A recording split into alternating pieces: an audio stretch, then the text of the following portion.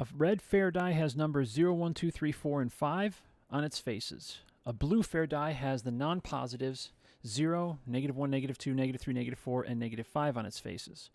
Determine the probability that the sum of the up faces when the two dice are rolled is negative.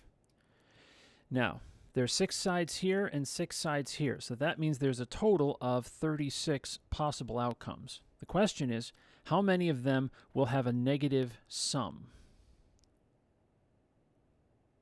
That's what we want. So let's consider this one face at a time.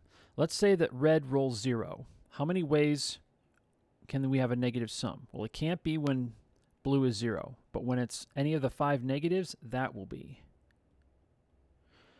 So what about when red rolls 1? Well, not when it's 0, -1, but any of the other 4.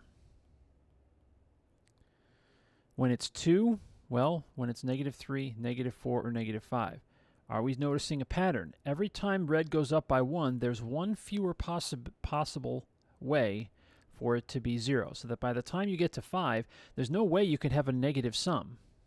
The highest you could have is 0. Otherwise, it's going to be positive. So when we add these up, we get 15 out of 36, which is 5 out of 12.